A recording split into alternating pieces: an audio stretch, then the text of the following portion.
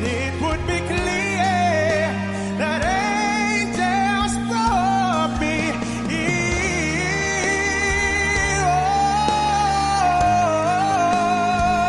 What's good, everybody? Is your boy David again, and I'm back with another video today. If you guys are new to my channel, please do subscribe to my YouTube channel, like the video, and comment down below. So for today's video, next nating i-react ay si Adrian Manibale. Kumanta daw siya ng Angels Brought Me Here, and it was, they say, very impressive. Angels Brought Me Here is a song so dear to me kasi I just love this song since I was in high school. So this was performed by Guy Sebastian. Yung una, if hindi ako nagkakamali, first Australian idol, si Guy Sebastian. And I also am a fan of Guy Sebastian. So that's why i-react natin to. Hindi to basta-bastang kanta. Hindi to basta-bastang kanta. The range. Itong kanta, may mga runs dito na talagang crazy. Crazy runs, crazy range talaga. So, if bago kayo dito, don't forget to subscribe to my YouTube channel, and you can follow me on my Facebook and TikTok and on Instagram. I just reacted to Nawi. If hindi nyo pa nakita, go check it out. So, with no further ado, let's jump right into the video. Let's go, Adrian.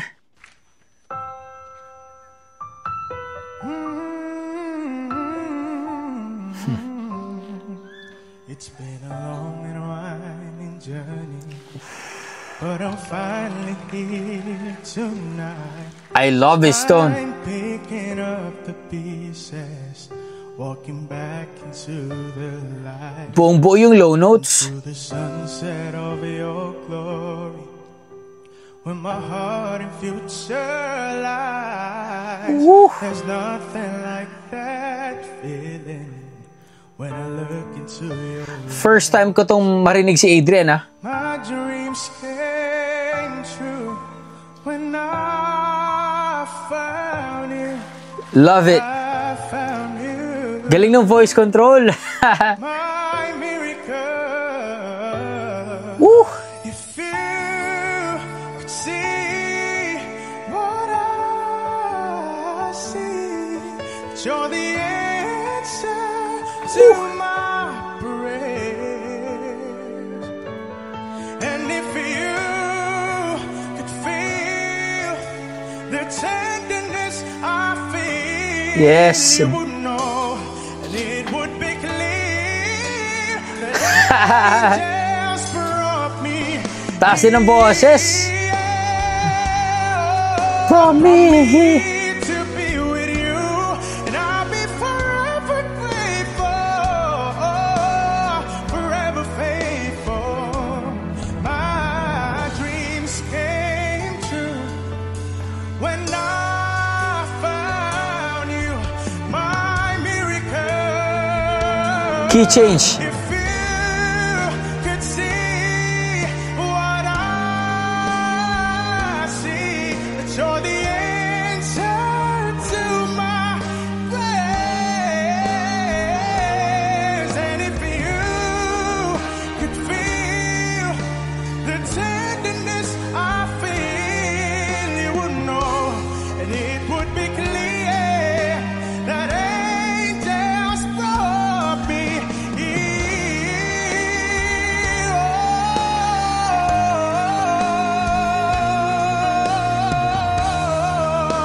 Gusto ko yung choices ng notes na binabali niya. I love it.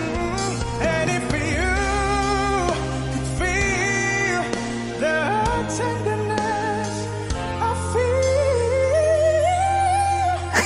you know, and it would be clear that angels brought me here. What?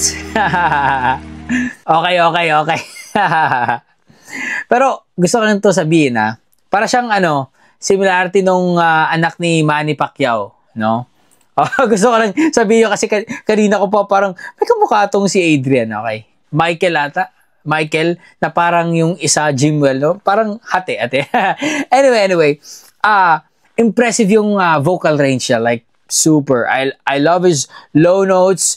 I love his vocal tone. Like in general, I love his vocal tone. Buo yung tone niya, pero malawak yung range. It's very typical na kapag buo yung vocal tone mo na medyo may bass, no, may natural bass sa vocals mo talaga. Naturally, baritone ka, no? Yun yung napansin ko in my own observation, no?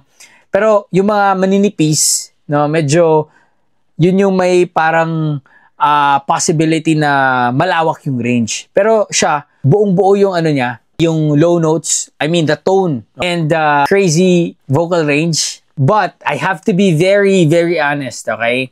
Kasi baka sabihin nyo, puro lang maganda yung sinasabi ko, di ba? Meron akong inaalagaang imahe na talagang I'm trying to be very honest as much as possible pag nagre-react ako. Anyway, there were few moments na parang he was not very sure or parang nagdadalawang isip siya kung gagawin niya o hindi. Yung parang there is indecisiveness sa pag-deliver niya, especially sa mga high notes. Kasi nakakakaba naman to eh. I just love this song. And alam ko, ang daming bali na ginawa niya, man. And also that, yung swabe ng mga runs niya from his chest to head, yung falsetto, man, amazing. Swabe siya mag-transition. Yun nga lang, there were few parts or few moments na I just felt like nagdadalawang isip siya, no? Parang na-feel ko, yun, may kaba kapag may high notes or may gagawin siyang very risky na bali. And I love that from him kasi risk taker siya. It's all or nothing. Kasi itong Angels Brought Me Here, it's not a song for everybody. Especially sa mga lalaki. Kapag wala kang range, man, make sure kapag ni-lower range mo siya or lower key mo siya, make sure that the power that the song brings andun pa rin.